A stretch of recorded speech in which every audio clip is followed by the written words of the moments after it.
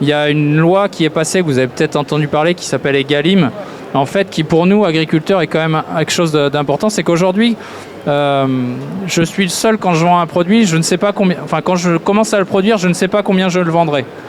Et c'est pas moi qui décide du prix. C'est quand même assez particulier. Et donc, des fois, il m'en reste, des fois, il m'en reste pas.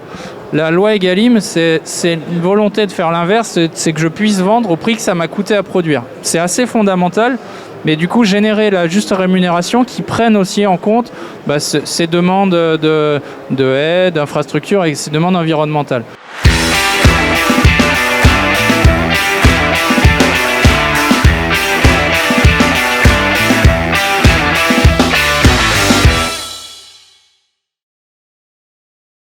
Qui c'est qui fait ses courses, mesdames? Vous faites les courses? Oui, ça marche. Ouais. Le rapport au prix, justement, on y pense souvent quand on achète ou on regarde plus le porte-monnaie ou la prépondérance de notre agriculture?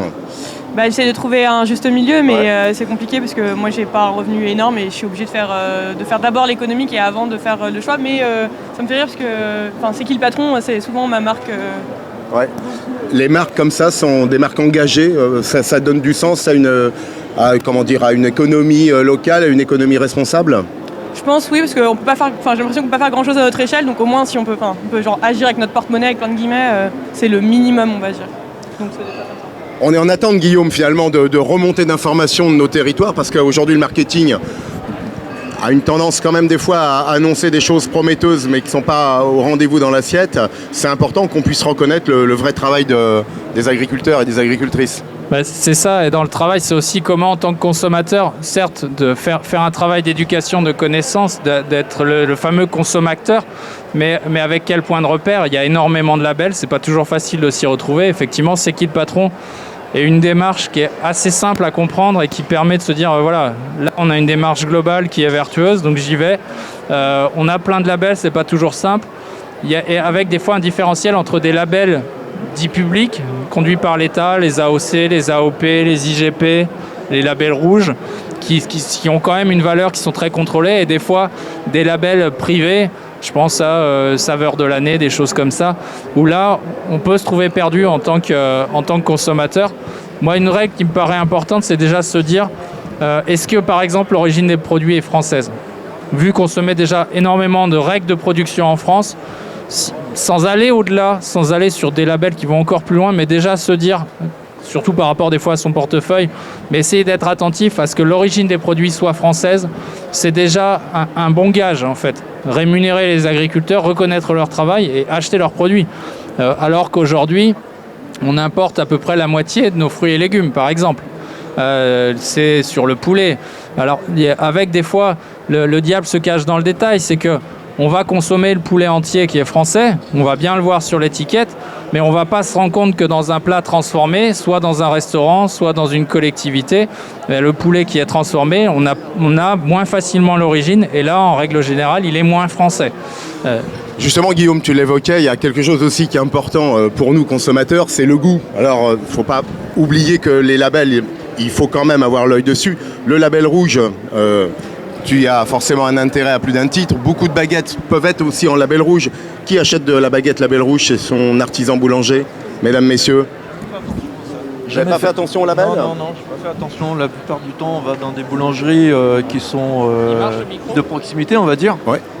Donc, et vous ne faites pas attention qu'il y a des labels rouges, des baguettes label rouge? Non.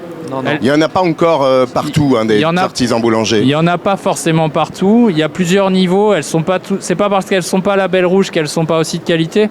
Mais là aussi, dans tout le débat autour du pain, déjà d'aller chez son artisan boulanger, c'est déjà un premier maillon. C'est pas du pain industriel comme en grande surface. Après, on a le portefeuille, on peut faire des arbitrages, même s'ils se sont un petit peu améliorés. Voilà, entre un artisan boulanger et forcément quelque chose de plus industriel, on ne peut pas avoir le même niveau qualitatif. Le label rouge lui-même c'est un label de qualité en fait, c'est un label gustatif. Donc la démarche organoleptique est importante. C'est un vrai repère à ce niveau-là. C'est un repère de goût. Tout ce qui est label rouge, c'est qu'il y a un élément de goût sur le produit. C'est pour ça aussi qu'on trouve que c'est un label qui est très large au niveau des familles de produits. Voilà, c'est plutôt un bon marqueur. Les AOC sur les fromages, je pense que tout le monde, ça, c'est assez bien identifié. Il y a le côté zone géographique, etc. On a un vrai côté qualité qui résonne facilement à l'oreille. Mais ça vaut aussi pour d'autres produits. Mais voilà, les labels, il faut arriver à les regarder, mais il y en a des très intéressants. Bon, Guillaume, j'ai une bonne nouvelle parce qu'à force de les regarder, ça nous ouvre un peu l'appétit. J'ai de la baguette label rouge, j'ai de la rillette label rouge aussi parce que c'est de la rillette du Mans. Voilà, donc qui a été préparée. Si vous la voulez goûter, c'est le moment. C'est vachement bien fait en fait. Gourmandise, tout label. Hein. Le label, vous connaissez d'autres labels, mesdames, messieurs? Parce que, tenez, je reviens vers vous parce que vous ne connaissez pas le label rouge. Je sais En pas. baguette. En baguette, ce qu'il y a, c'est qu'on trouve très peu de boulangeries avec Ça va venir, ouais. ce label affiché. Vous, dans vos courses, vous faites quoi? Vous regardez quoi? L'IGP, ça vous parle? Alors l'IGP oui, mais en fait ce que je regarde c'est surtout les étiquettes pour voir la plupart du temps quelle est l'origine des produits. Ok. Même si maintenant on trouve beaucoup, même en grande surface ou dans des plus petits commerces, des origines qui sont flaguées France, mais quand on regarde les cartons, ça vient des États-Unis ou d'ailleurs. Vous êtes attentif à ça? Ouais, je suis attentif. Dans ce que vous venez de dire, c'est important. Voilà. Être attentif, savoir retourner un produit, regarder son étiquette, ne pas se contenter de, par exemple, fabriquer en France, mais bien regarder l'origine des produits. Bon, c'est important ce que tu nous évoques, Guillaume.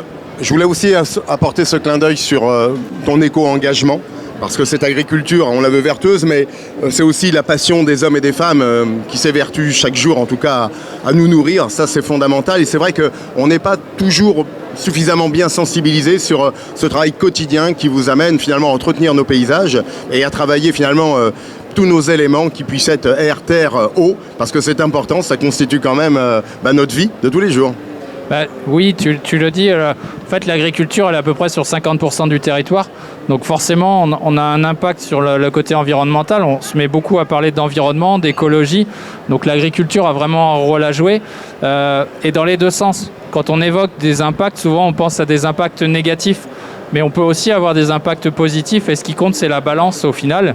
Moi sur mon exploitation, ce que j'essaye de faire, oui j'ai parfois des impacts négatifs, mais j'essaie qu'ils soient suffisamment contrebalancés par d'autres impacts qui peuvent être positifs pour avoir un bilan qui lui aussi est positif. Je fais de l'agriculture de conservation des sols, du semi-direct, en fait pour moins perturber le sol et avoir une vie biologique du sol qui soit plus importante, ce qui est plus favorable aux champignons, aux bactéries, il y en a des bonnes et des mauvaises là aussi, mais aussi aux insectes et à la qualité du sol, faire qu'il soit moins au soleil, qu'il se dégrade moins, qu'il ait une capacité de fertilité qui soit supérieure. Tout ça en fait, j'arrive pas forcément systématiquement à le revaloriser sur mon produit à la vente. Donc il est important aussi, si c'est une considération environnementale, que cet aspect environnemental me soit également rémunéré. Donc aujourd'hui, on parle des fois de paiement pour services environnementaux, de choses comme ça. Voilà, avoir une haie, ça me coûte parce que c'est une surface où je ne produis pas en fait. Là où il y a la haie, j'achète quand même le terrain, mais je ne produis pas de culture dessus. Les racines et les branches, elles vont faire de l'ombrage qui va faire qu'à côté, on produit moins. Donc tout ça, c'est intéressant pour la biodiversité, les oiseaux, etc. Mais c'est l'est moins pour mon portefeuille. Donc comment on trouve l'équilibre entre ce qui me rémunère, ce qui me paye, et ce qui est important en termes de territoire, de paysage, comment la société accompagne les agriculteurs pour toutes ces infrastructures agroécologiques, ça c'est important aussi à réfléchir. C'est important parce que je voulais qu'on termine ce petit clin d'œil matinal ensemble avec cette notion. 200 000 agriculteurs constituent aujourd'hui, on parlait de paysage, notre paysage national. On annonce à peu près 100 000 départs sur la décennie à venir. On regarde sur le stand, je crois que tu es le seul agriculteur, Guillaume. Ça veut bien dire qu'il faut aujourd'hui privilégier dans nos achats cette idée quand même que demain, ceux qui nous nourrissent, ce sont eux. Et on a besoin de toi, donc il faut continuer. Tu es coopérateur, c'est important aussi, c'est l'engagement aujourd'hui dans la mutualisation, parce que c'est par ce biais-là qu'on arrivera finalement, j'espère, demain à nourrir nos enfants et nos petits-enfants. Oui. Ouais. Je voudrais juste faire un point quand même, justement vous touchez un point intéressant aussi qui est, là on parle de la décision des consommateurs de consommer, des agriculteurs de choisir de mettre des haies, etc. Mais du coup est-ce qu'il n'y a pas un rôle du collectif, de la construction collective justement, et du coup de la planification en fait par l'État d'une vraie politique agricole qui rémunère les agriculteurs, qui contrôle les marges que font les distributeurs, parce qu'en fait en tant que consommateur on n'a pas non plus un pouvoir majeur, et je pense que faire peser le poids sur justement l'individu en tant qu'éleveur ou en tant que producteur ou l'individu en tant que consommateur, c'est pas suffisant, il faut une réflexion beaucoup plus globale. Et c'est là où justement vous parlez d'externalité, de l'enjeu environnemental, il y a l'enjeu social aussi. En fait, il y a une question aussi peut-être de planification plus collective d'une vision commune sur la question agricole. Oui, alors voilà, on est sur une question complexe, donc malheureusement on n'a pas de solution simpliste entre guillemets à apporter, mais il y a cette réponse et cette mise en place collective, elle est effectivement importante.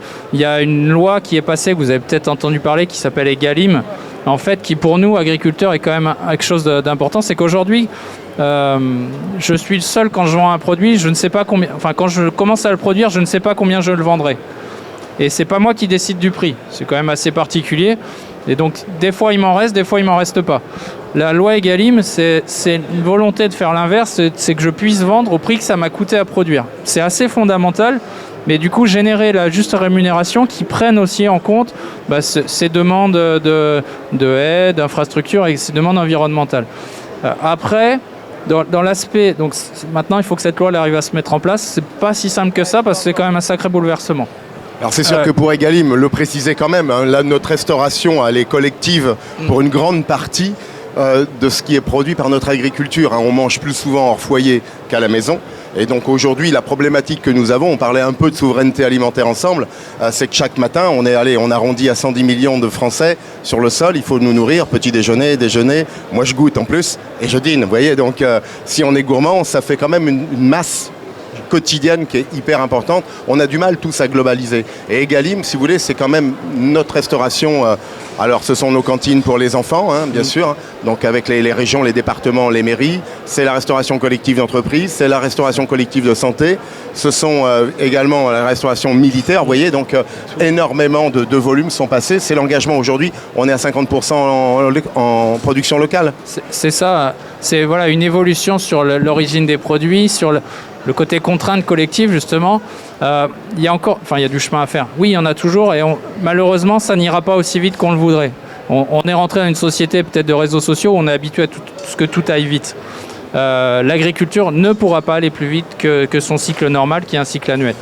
Donc on a à faire travailler sur nos modes de consommation, nos façons sociétales. Effectivement, notre façon de consommer est différente. On consomme plus autant au foyer en cuisinant. C'est plus déjà transformé par d'autres. Comment on fait? Est-ce qu'on pose tous la question quand on arrive dans un restaurant, quelle est l'origine de vos produits? Où est-ce qu'ils ont été produits? Non, on regarde la carte. Parfois, c'est inscrit. On a l'habitude que ça le soit pour la viande bovine. Suite à la crise de la vache folle, culturellement, on sait que l'origine de la viande est écrite à l'entrée. Donc ça, on le sait le regarder. Les évolutions réglementaires devraient faire qu'on va le faire aussi sur d'autres produits. Mais c'est important qu'on ait cette exigence-là aussi en tant que consommateur. Alors, il y a toute la difficulté, c'est entre l'acte individuel et l'acte collectif. C'est vrai qu'on peut avoir l'impression que c'est un petit peu le côté goutte d'eau, quoi, quand on est l'acte individuel. Que si on est tout seul à demander à son restaurateur d'où viennent ces aliments, est-ce que ça le fera changer? Mais il faut bien qu'il y en ait un qui commence pour qu'un deuxième lui demande. Et c'est aussi important qu'en termes après d'organisation agricole, de groupement, on aille demander à des directions, à des organismes qui ont quelque chose de plus haut. Guillaume, tu voulais demander un chef, j'ai appelé un chef. Ben oui, c'est bien. On a Gaël. Ça va Gaël? Très très bien. On parlait sourcing justement. Toi dans ton restaurant, la qualité des produits, elle est intrinsèque finalement au sens que tu veux donner à ta cuisine, mais donner l'information aux consommateurs, comment ça se passe? Alors moi, tout est indiqué sur ma carte, que ce soit la provenance, l'origine, pour certifier déjà la qualité, dans un premier temps, le goût, la qualité, et pour moi, personnellement, à titre de chef et pour mes collaborateurs, de travailler des produits de qualité, de base, ça va, entre guillemets, nous faire un peu moins travailler. On aura moins besoin de transformer le produit, puisqu'un bon produit de base, moins transformé, on va retrouver un vrai goût naturel du produit. Et on aura besoin de vraiment moins le travailler et avoir une saveur qui va se rapprocher vraiment de la réalité et pas agrémenter de plein de choses pour le transformer. Toi Guillaume, c'est ça, parce que quand on cuit un poulet, s'il y a de la fonte, c'est de la matière sans goût déjà, et à la finale, on va manger un peu n'importe quoi. Donc, vous me payez plus cher quelque chose qui va nous donner plus de plaisir et qui finalement, qui va nous donner du sens là aussi à notre démarche de consommateur. C'est ça, et puis ce qui est important, ouais, c'est ce lien-là en fait entre nos produits, ceux qui les transforment. Moi, tout ce que je produis doit être transformé. Ça peut l'être industriellement, ça peut l'être artisanalement, mais il faut avoir l'intention de le faire, je dirais bien, en tout cas de valoriser la qualité du produit de base. Et ça, c'est ce lien-là qui est hyper important et qu'en tant que consommateur citoyen, il faut rechercher et avoir cette forme d'exigence, effectivement. Eh ben merci Guillaume, merci Gaël. On va te retrouver tout à l'heure Gaël parce qu'il y a un menu qui arrive. Tout à l'heure, une table d'hôte gourmande. Tout à fait. Au menu, s'il te plaît, parce qu'on parlait de sourcing. Alors au menu, on a un tartare ananas citron vert fenouil. On a aussi un tartare de betterave. Et on aura aussi un mélange des 3 carottes. Donc carottes jaunes, carottes violettes. Voilà, tout assaisonné avec des petits piments, de la vanille, plein de choses et des côtes de cochon aussi. Donc, je te laisse aller travailler, on te retrouve tout à l'heure Gaël, merci à toi.